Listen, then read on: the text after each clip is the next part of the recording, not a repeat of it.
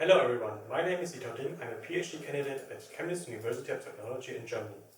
Today I will talk about how we use proximity serving for collision avoidance. Before I start with the topic, I would like to introduce the concept of proximity serving. The idea is to have proximity sensing elements on the outer shell of the robot.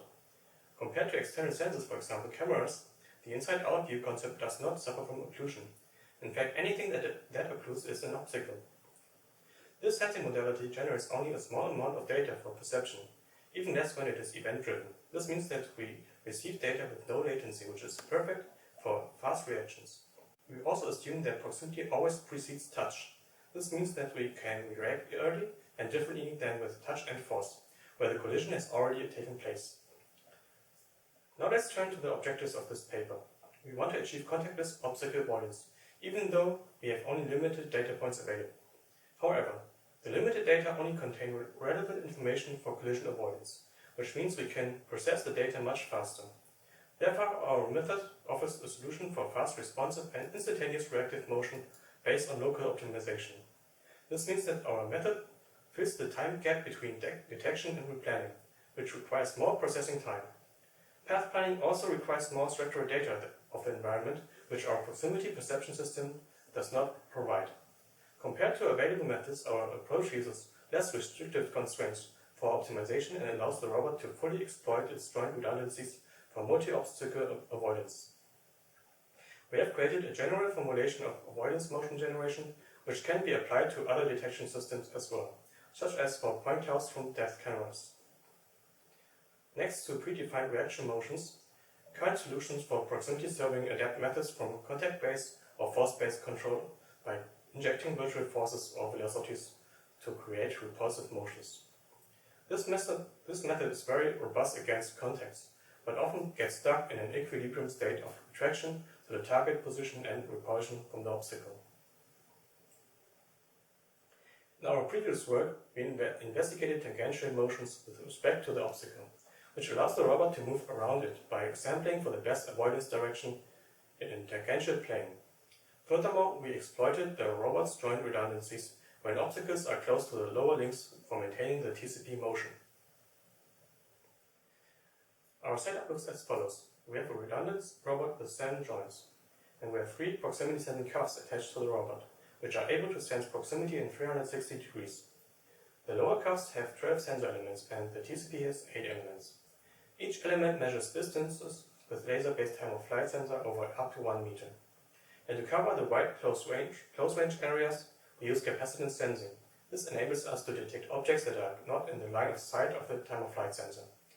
We use a combination of CAN bus and Ethernet to transmit the data to the PC, where the motion control takes place with an update rate of 50 Hz.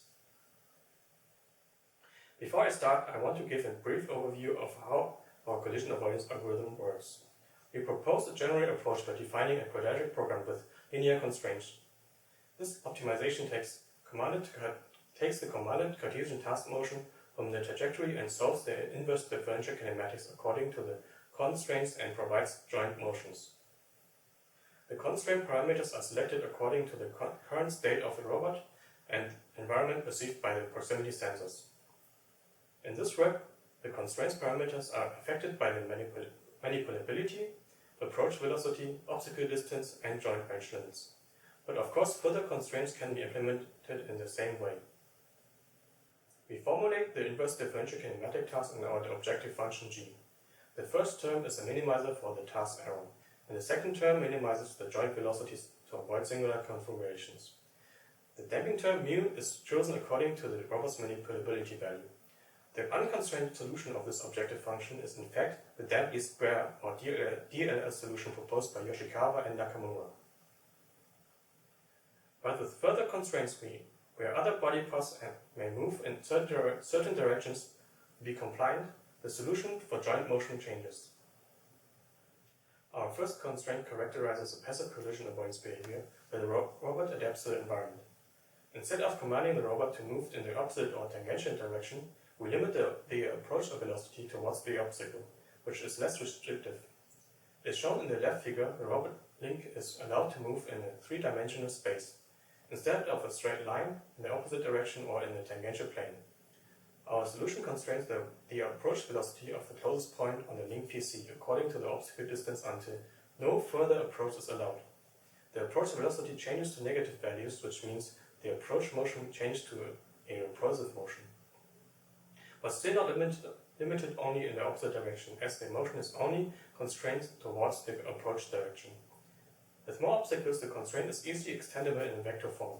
And as an additional side note, self-collision can be avoided with this method by placing virtual obstacle points on the links other than the sensing link. For our setup, however, the joint range limitation was sufficient. To achieve active avoidance motion in which the robot tries to go around obstacles, we maximize the weighted sum obstacle distance. Since we have few data points, we can numerically compute the Jacobian of the summed obstacle distances with respect to joint angles with little effort. Therefore, the resulting constraint can be formulated as follows, which means the weighted sum obstacle distance must increase. We integrate joint range constraints which must be considered since these are physical limitations of the robotic manipulator. In short, the joint velocity is unconstrained when the joint angle is within its upper and lower limits. The joint is allowed to move with its velocity limits, but doesn't have to. However, when the joint violates its joint angle bounds, further exceeding is limited and the joint may only move in the opposite direction. To bring everything to the common quadratic programs with linear constraints notation, we can reformulate our prior equations as follows. First, we have our desired motion with damping.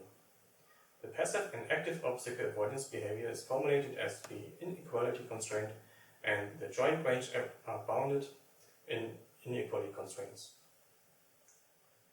In this form, we can use the variables as input parameters for common quadratic program solvers, such as those provided by Python or MATLAB to solve this problem. We carried out tests in a virtual environment and on a real robotic manipulator. Since both results are very similar, we present the results of the real system. The robot is tasked to move from an initial singular configuration to point A and then to point B and back and forth. The control scheme uses repulsive motion, tangential motion, and the proposed method. As we can see, all three methods are capable of leaping distances towards the obstacle. However, the repulsive motion is more robust, which is caused mainly by the equilibrium state in which the manipulator is stuck. This is illustrated in the distance to target graph, which shows the distance to point A and B. When the manipulator reaches its target, the target is switched, creating a sawtooth pattern. As we can see, the robot is stuck in an equilibrium state with repulsive motion, where both the tangential method and the proposed method can reach their target. However, with our proposed method, the manipulator is able to reach its target faster, which indicates a better utilization of the avoidance space and the redundancies. Last but not least, we have a diagram of the joint angles and joint angle limits, where no joint exceeds their limitations.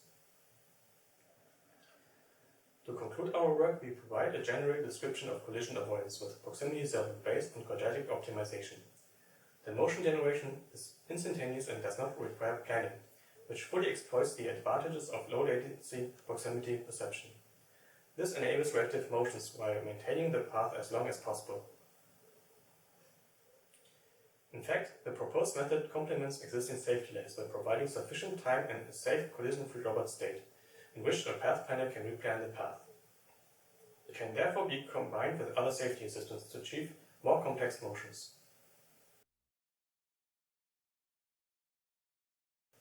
You can find more information of our group on our website. And also, if you have any further questions, feel free to contact me. Thank you for your attention. Bye!